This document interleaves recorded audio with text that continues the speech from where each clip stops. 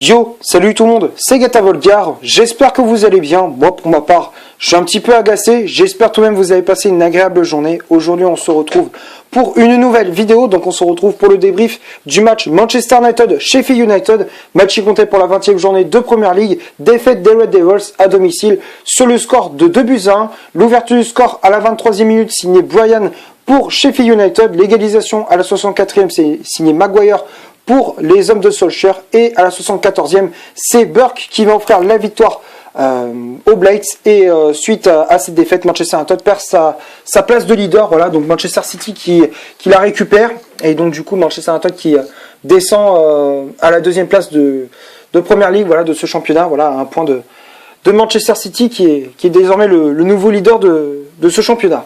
Bref, bon, que dire de ce match? Franchement, une prestation...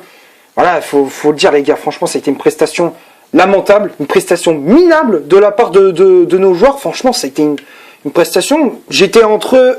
Tu sais, dans ce match-là, j'étais pas spécialement en colère, mais je me posais beaucoup de questions.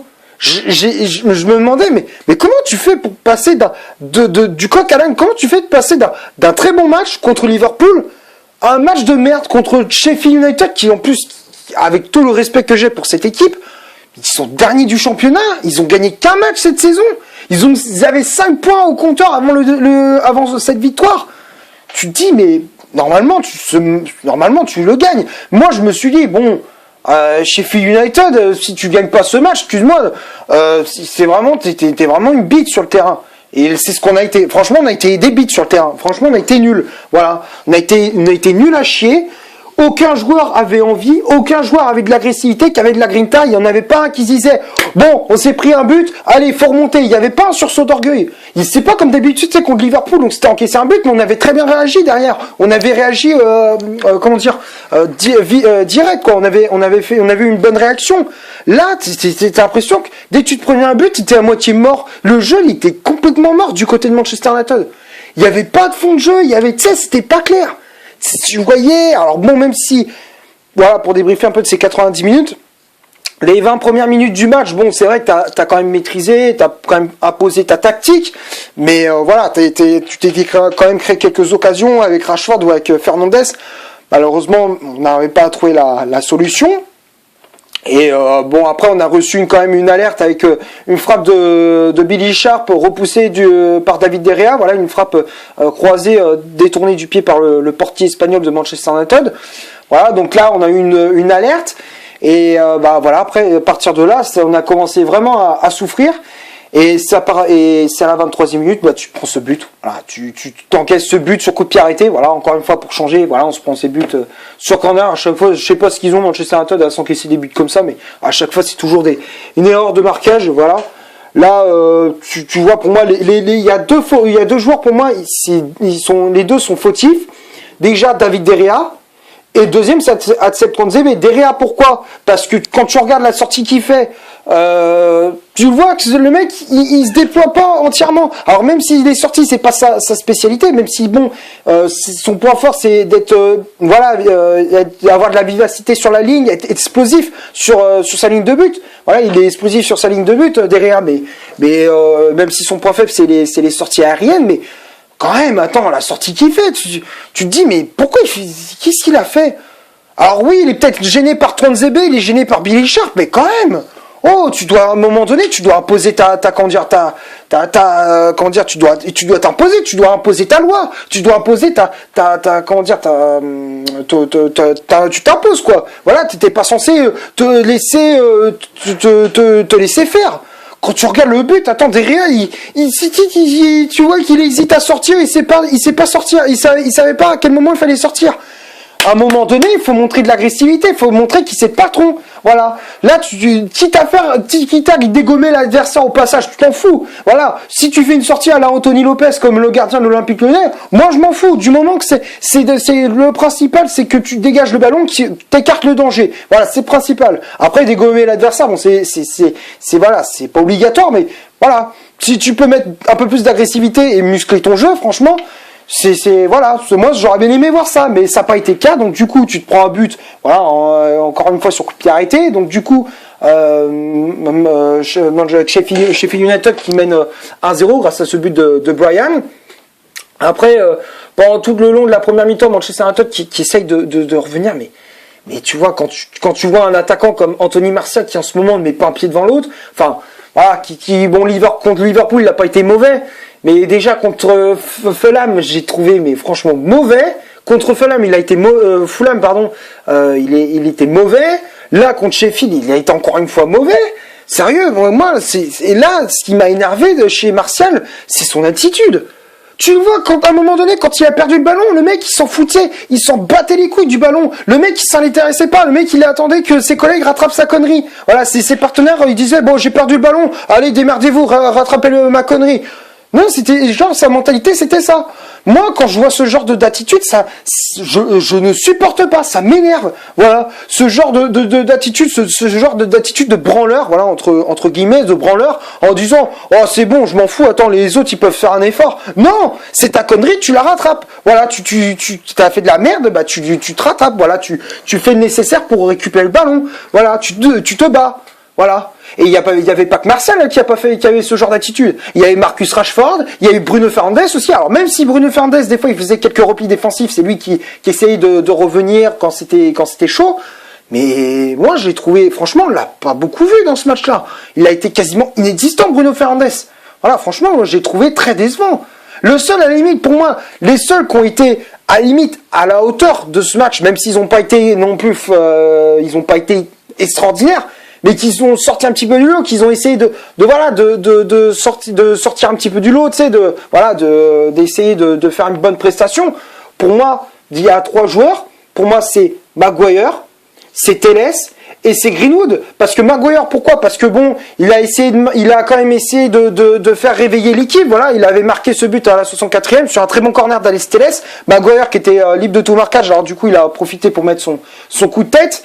Alors du coup, on pensait, voilà, il a quand même permis à ses partenaires de réveiller, voilà, essayer de revenir dans cette partie. Mais voilà, bon après, voilà, il a fait quand même de bonnes interventions. Voilà, il a été à la limite le seul défenseur avec Télé, enfin les seuls joueurs de Manchester United à se bouger un peu plus le cul. Voilà, que ce soit Maguire, Télé ou même Greenwood. Voilà, Greenwood qui s'est créé des occasions, qui assistait, voilà, à trouver la solution. Il continuait, il se battait jusqu'à sa sortie. Voilà, moi je comprends pas. Encore une fois, c'est le choix de Solskjaer. Quand tu vois qu'il fait sortir Greenwood, alors que moi, personnellement, j'aurais fait sortir Martial, parce qu'il est, dans ce match-là, il a été nul, voilà, ou même Rashford, il a été nul aussi, voilà, moi, personnellement, je comprends pas, franchement, c'est des choix, je comprends pas, voilà, c'est des choix, je trouve, inaudibles. Il fait sortir Tuanzebe, il fait rentrer Van de Beek, et du coup, Matich, il joue en défense centrale, encore une fois, c'est grand n'importe quoi. Et après, à la fin, il fait un changement poste pour poste, il te fait sortir un défenseur, Alex Telles, et il te fait rentrer un autre latéral, un défenseur latéral, Luke Shaw, il te fait un du poste pour poste, voilà. Alors que, je sais pas, si tu fais sortir Telles, à la limite, faire rentrer, je sais pas, tu fais rentrer Juan Mata, tu fais rentrer Daniel James, pour apporter de la vitesse, ou je sais pas. Mais voilà, là, les choix ils sont merdiques. Alors même si bon, Luke Shaw il a fait une bonne entrée en jeu, Cavani et Van de Beek aussi, mais pour moi c'est pas les bons joueurs qu'il fallait prendre. C'est pas les bons joueurs. Enfin surtout Luke Shaw, pour moi personnellement je l'aurais pas fait rentrer. J'aurais pas forcément fait rentrer, mais j'aurais mis peut-être comme je disais Daniel James ou Juan Mata par exemple pour apporter de la créativité et avoir un peu plus de technicité, apporter une petite touche technique, quoi, on va dire ça comme ça. Donc voilà, et après bon malheureusement tu te prends ce deuxième but, en plus la passivité quoi.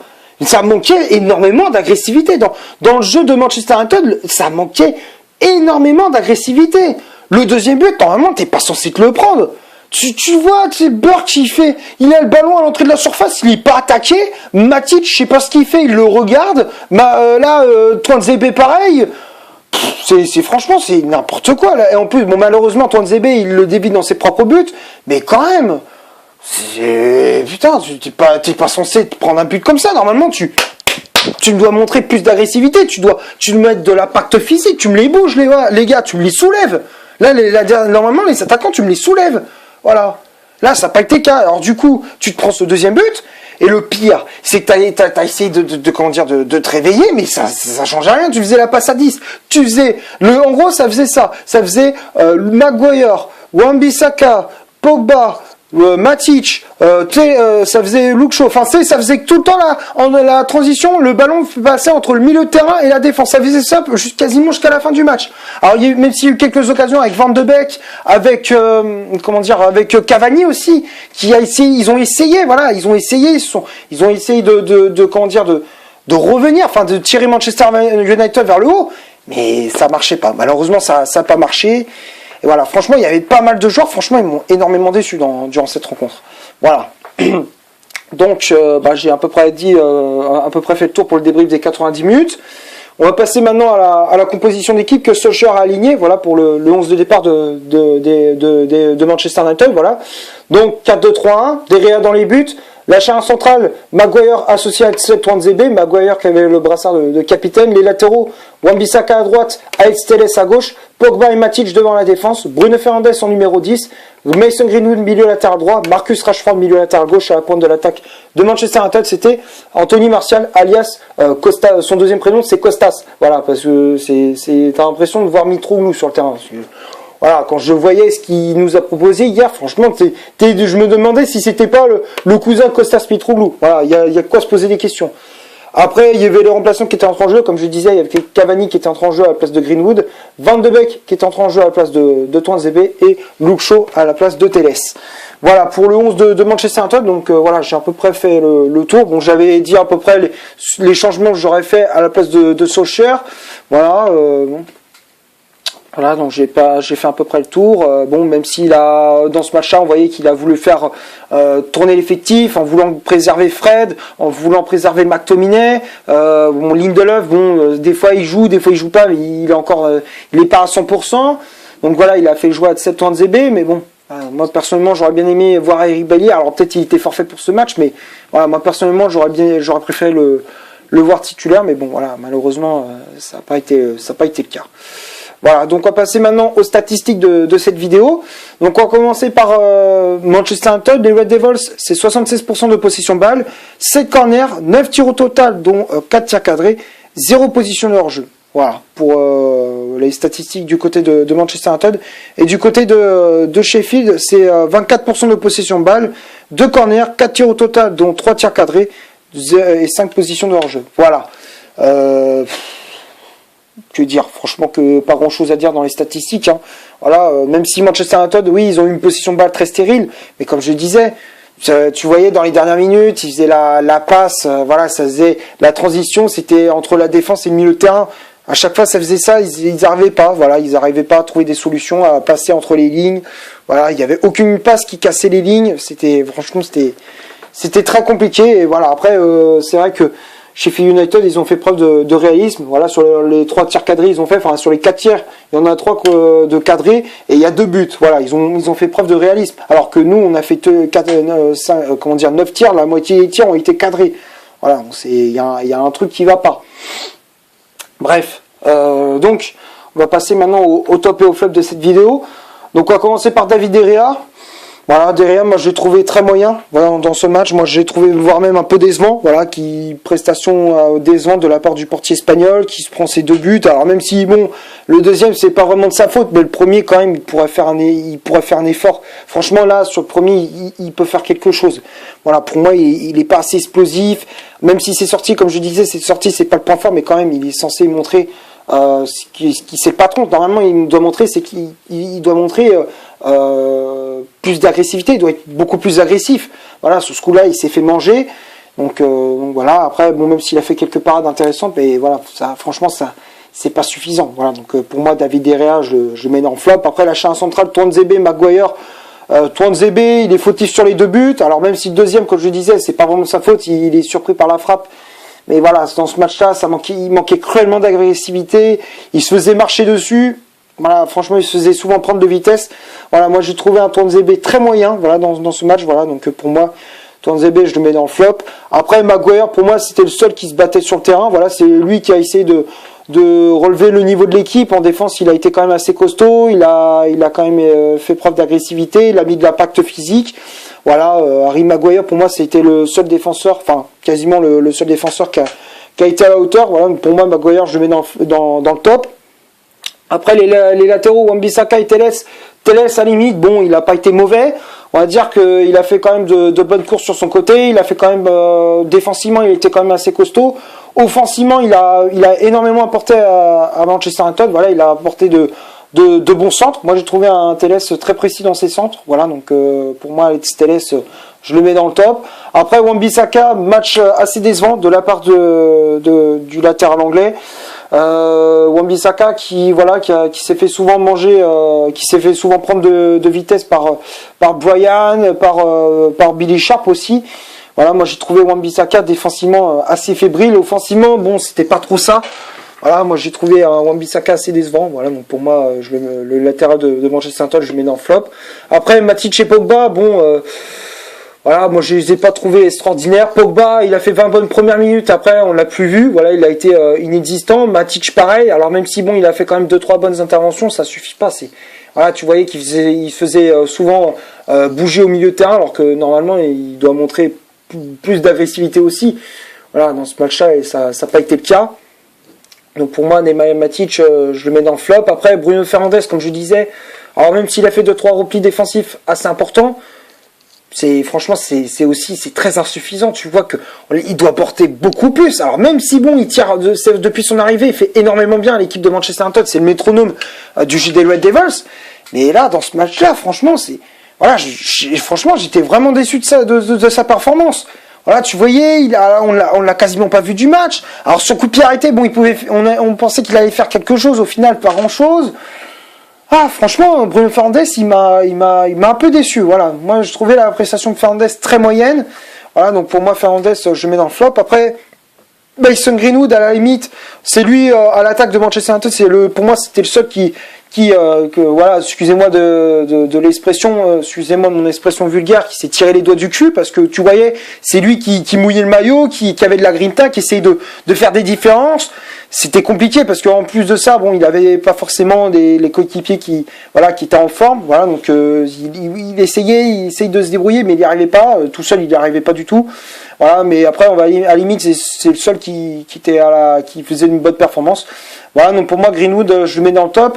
Après Rashford, très moyen, ouais, match décevant de la part de Rashford, son attitude elle m'a énormément déçu. Pas de repli défensif, tu le vois, il marchait, c'était comme Martial, les deux ils avaient la même attitude. Voilà, franchement ils m'ont énormément déçu, surtout Martial, franchement il m'a énormément déçu et franchement ça m'a énervé parce que déjà qu'en ce moment c'est pas trop ça. Mais si il a son attitude genre je m'en fous et tout, c'est l'attitude de branleur, ça pourrait vraiment m'énerver. Voilà.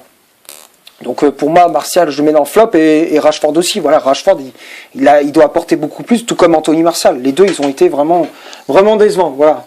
Après les remplaçants de Luke Shaw, Van de Beek et Cavani, pour moi les trois je les mets dans le top parce que bon, Luke Shaw il s'est quand même bien battu sur son côté depuis son entrée en jeu, il a quand même apporté de l'agressivité, il a essayé d'apporter sa grinta quoi, et il a quand même été assez intéressant. Donc pour moi Luke Shaw je le mets dans le top.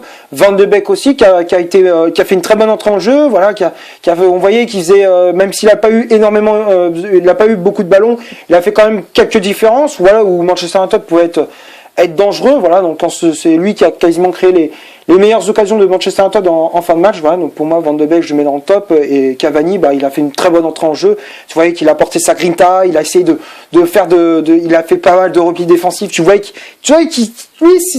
voilà, moi personnellement j'aurais mis, tu vois Cavani, moi je l'aurais mis d'entrée titulaire, tu le vois que le mec il a de la grinta, tu vois qu'il se bouge, tu vois qu'il c'est un attaquant qui a la grinta, qui a faim de victoire, qui est affamé, voilà. Chose que Martial n'a pas en ce moment. Et c'est dommage. Voilà, parce que là, tu vois, dès qu'il est entré en jeu, Cavani, moi je trouve que en espace de quelques minutes, pour moi, Cavani, il a montré ce que Martial aurait dû faire pendant tout le long du match. Voilà, il a montré en une demi-heure ce que Martial aurait dû faire tout le long du match. Voilà. Donc pour moi, Cavani, je le mets dans le top. Donc voilà. Donc c'est tout ce que j'avais à dire pour ce match entre Manchester United et Sheffield United. C'est un mal pour un bien tout de même parce que ça nous fait une petite piqûre de rappel et ça va peut-être redonner un petit sursaut d'orgueil pour les joueurs de soccer.